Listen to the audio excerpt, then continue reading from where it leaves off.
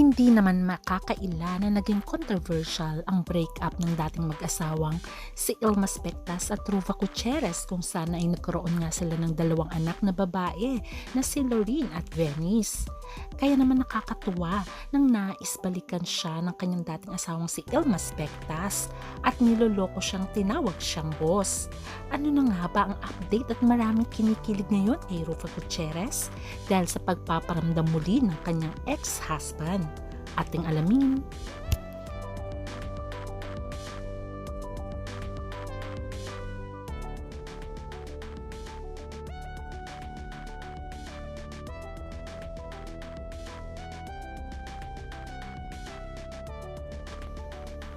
Bata pa lamang si Rufa Gutierrez ay namulat na siya sa mundo ng showbiz.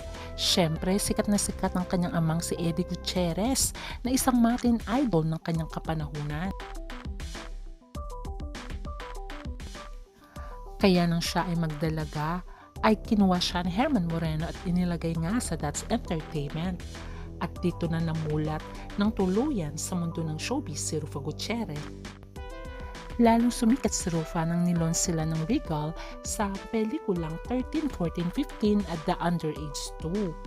At nagkaroon na nga ng sariling pangalan si Rufa, nagkaroon na rin siya ng mga advertisements. Lalong nakilala si Rufa nang pasukin niya ang mundo ng modelo at ang pagiging beauty queen.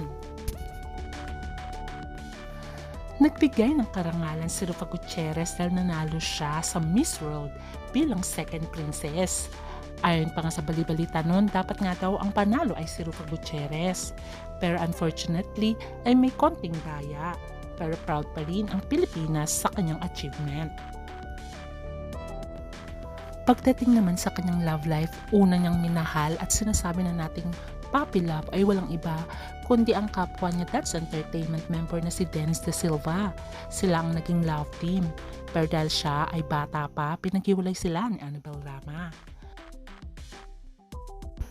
Sumunod niyang nakarelasyon ay walang iba kundi si Zoren Legaspi na naging ka-love team din niya. Tumagal din ng ilang taon ang kanilang relasyon. Pero ayon sa chismis, dahil nga daw sa pakikialam na naman ni Annabel Rama, ay tuluyan nang naghiwalay si Rufa at si Zoren Legaspi. Until nanalo na nga si Rufa Gutierrez bilang Miss World Second Princess, ay hindi maiiwasan na pumupunta siya sa ibang bansa para magkaroon ng charities at para mag-host internationally. Dito niya na-meet ang kanyang asawang Turkish businessman na walang iba kundi si Ilma Spectas. Akala ng lahat ay magiging fairy tale na talaga at dream come true ni Rufa ang pagkakaroon niya ng mister na si Mr. Bectas. Kasi nga naman, fairy tale romance talaga ang kanilang love story dahil napakayaman ni Ilmas na isang negosyante sa Turkey. Sino naman na mag-aakala na isang Muslim at isang Kristiyano ay magmi-meet at magpapakasal? Inamin ni Rufa na nag-crosspath sila ni Ilmas May 11, 2000 in Cannes, France. Siya ay isang TV host actress during that time at nagko-cover siya ng International Film Festival for the Century Productions of Los Angeles. Samantalang ang kanyang wealthy businessman was there to buy a boat. Nag-meet daw si Rufa at si Ilmas sa isang restaurant kung saan ninitian siya ni Ilmas at gumawa na ng next move si Ilmas at dito na nga niya hinanap kung sino nga itong si Rufa Gutierrez. At dito na nga daw nagtanong-tanong itong si Ilmas kung sino nga si Rufa at saan siyang hotel na nag-i-stay. At nahanap naman daw ni Rufa kasi mayaman kaya niya naman lahat. Especially kung may pera ka. Ayon pa nga sa kwento ni Ilmas, ay talagang hinanap niya nga daw kung saang hotel itong si Rufa Gutierrez. At inamin niyang binayaran niya nga daw yung receptionist para gawan niya ng paraan na gusto niyang mag-stay katabi ng kwarto ni Rufa Gutierrez. O diba naman, siguro ang naramdaman ni Ilma Spectas kay Rufa ay love at first sight. Dahil hindi pa nga gaanong marunong magsalita ng English si Ilmas at nag-aaral pa lang siya ng English that time, nagdala nga daw siya ng interpreter para nga daw makausap niya ng maayos si Rufa the following morning. At nag-meet na naman muli sila ni Rufa that time. Ayon kay Rufa, ang first date nila ay nag-coffee sila at ang interpreter niya na kanyang kaibigan ang nag-i-interpret ng kanilang salita at conversation. Pero minsan daw ay nagsa-sign language ito. Kaya every time daw na nagde-date sila ay nagdodraw daw ito na nakalagay sa drawing niya ang I love you, can you be my girlfriend? And I said, my gosh, you're so fast. I don't want to waste time. Ayon daw sa Turkish businessman. Ayon pa sa kwento ni Rufa, sinabi niya daw kay Ilmas na ordinary secretary lang siya. Wala daw inaamin si Rufa tungkol sa kanyang pagkatao na siya ay isang artista at nanalo siya ng Miss World Second Princess. Hindi daw talaga naniniwala si Ilmas na ganun ang kanyang story. Pero bandang huli inamin din ni Rufa ang buong katotohanan na siya ay isang artista at nanalo siyang Miss World Second Princess. Noong umpisa hindi talaga daw naniniwala si Ilmas. Pero sinabi din nga daw ni Ilmas na siya ay isang prinsipe sa Turkish. Pero hindi rin daw naniniwala si Rufa. Kaya naman nakakatuwa daw talaga ang kanilang meet up at dito na nga na-fall in love sa kanya si Ilmas dahil sa pagiging totoo ni Rufa. At talaga naman tinuturuan din siya ni Rufa sa English. A month after the first meeting ay talagang sinundan ni Ilmas si Rufa sa Philippines. At dito na nga nagtuloy-tuloy ang kanilang relasyon na long distance. Minsan si Ilmas ang pumupunta ng Pilipinas at minsan naman ay bumibisita si Rufa to visit Ilmas sa kanyang homeland na Turkey. At dito na nalaman ni Rufa na ang kanyang dinidate at boyfriend ay hindi lamang ordinaryong tao kundi business tycoon sa Turkey. Dahil every time daw na lumalabas sila ay maraming paparazzi at gustong alamin kung sino ang kasama ni Ilmas. Inamin din ni Rufa just like normal couple na meron din silang ups and downs. Maraming din beses na nag-aaway sila. Pero lagi daw nilang naiisip na bumalik sa isa't isa. Sabi nga nila sa pagmamahal, kahit pa Muslim ka ay Kristiyano, kung talaga nagmamahalan kayo ay magagawa nyo ng paraan. Nagpakasal si Rufa at Ilmas sa Turkey sa Muslim rites at pinagbigyan din naman siya ni Ilmas na magpakasal dito sa Pilipinas sa Christian wedding. O diba, ganun talaga ang pagmamahal? Sa kanilang wedding ay in-announce din ni Ilmas na may blessing na dumating dahil pregnant na nga si Rufa Gutierrez sa kanyang eldest na si Lorin. Nagbunga ang pagmamahalan ni Ilmas at Rufa ng dalawang anak, walang iba kundi si Lorin at si Venice. After ng kanilang marriage, ay nagkaroon ng kontrobersya dahil merong isang babae named Celine Gorguzel came out claiming that she was the first wife of Ilmas. At ito ay April 11, 2003. At sinabi pa nga nitong babae nitong si Celine na nagkaroon nga sila ng anak na babae ni Ilmas. At talagang sinasabi niya na kasal sila ni Ilmas. Pero kinalaro ito ni Ilmas. Sinabi niya sa broadsheet, hurry yet, we did not get married. We got engaged. Ayon pa kay Ilmas, the marriage will be in Istanbul in June. Ayon pa kay Ilmas, the actual marriage in Turkey happened on September 4, 2003, which was attended only by immediate members of their respective families. At dahil sa kontrobersya na ito, inamin din ni Rufa na I am the only wife, the first and the last. I'm a part of his present, I'm part of his future. Ako lang ang pinakasalan and we're very happy.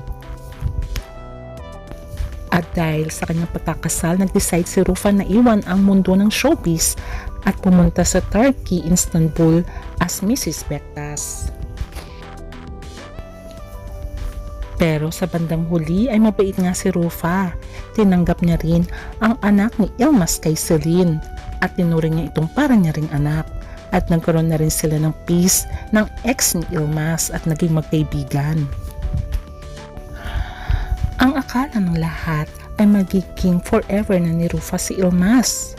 Pero a few months ng kanilang pagsasama ay nakipaghiwalay na si Rufa sa kanyang husband na si Ilmas dahil di umano sa pang-aabuso nito at pananakit.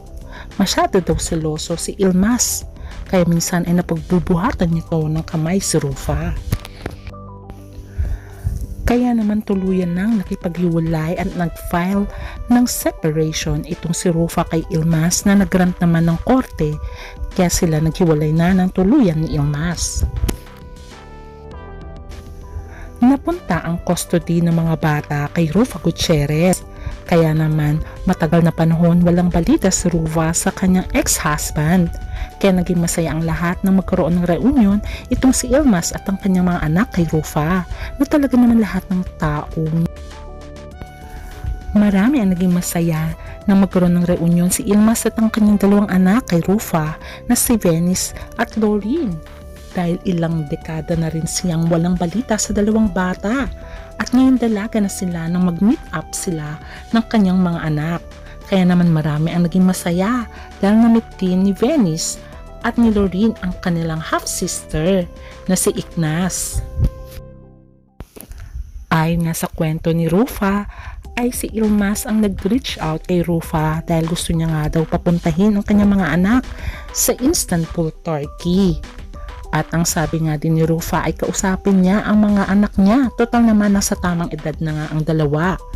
Parang bilang respeto ay tinanong ni Rufa si Loreen at si Venice kung gustong pumunta ng Turkey.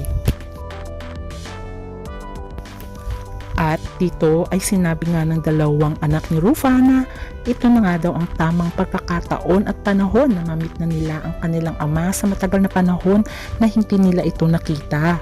Kaya naman teary-eyed si Rufa nang umalis si Venice at si Loreen papuntang Turkey. At dito mo nga masasabi na lahat ng sugat ay naghihilom sa panahon dahil makikita mo nga dito na napakasaya ni Ilmas na nakapiling niya ang kanyang dalawang anak. Ganun din naman si Loreen at Venice na makita ang kanilang ama at makapiling ito. At ang nakakatuwa pa ay magkaibigan na sila ng matalik ng kanyang ex-husband at pina-follow nila ang kanilang mga social media platforms. Nito lamang ay inamin ni Rufa Gutierrez na gusto siyang balikan ng kanyang Turkish ex-husband na si Ilmas Bektas. At ikinuwento na nga rin ni Rufa na inuusi siya at sinabihan ba naman daw siya ng boss ng kanyang dating asawa. Natatawang ikinuwento ni Rufa kasi ako nga yung boss hindi na siguro siya makahanap ng tulad ko. Ayon pa kay Rufa. Hanap kasi siya ng hanap sa buong mundo. As a matter of fact, he wants to propose and get married to me again. Nakakaloka. Ayon pa kay Rufa. Sabi nga niya, I thought it was a joke. Pero nung makausap na naman daw niya ito noong December 2024, ay niyaya pa naman ako na maglipod daw sa Europe. Ayon pa nga kay Rufa, niyayain niya nga ako mag-training. 3 months ago pa yun. Sabi ko, is it a joke? Sabi niya, no, I want to invite you. And mag-train daw kami all over Europe. Sabi ko, totoo ba yan? O baka you're planning my murder on the train? Tawa siya ng tawa. Dahil hindi nga pumayag si Rufa, ang sabi daw ni Ilmas ay, okay, I'll visit you there. At ang sabi din naman daw ni Rufa, you're always welcome in the Philippines. Ayon kay Rufa ay very casual lang daw ang pag-usap nila ni Ilmas kasi nasa puntong open na ang kanilang communication at magkaibigan na silang dalawa. Pero nilinaw din ni Rufa na wala siyang balak makipagbalikan kay Ilmas. I don't say that he's courting me again, sabi niya. At least we've come to that decision and in my life that we can joke and be happy with one another. Ayon kay Rufa ay masaya naman na siya sa nangyayari sa kanilang dalawa ni Ilmas bilang mag-best friend. pero hindi rin niya sinasara ang pinto dahil hindi naman daw niya alam ang mangyayari dahil how many years niya na tong hindi nakita. Ang importante ay nandun na ang communication ni Ilma sa kanyang dalawang anak na si Venice at si Lorene. Kaya abangan na lang natin dahil super kilig ang mga anak ni Rufa Gutierrez dahil nga sa ang daddy nila ay nais balikan at pakasalan muli ng kanilang ama ang kanilang ina. Kaya abangan na lang natin ang susunod na kabanata. Bye!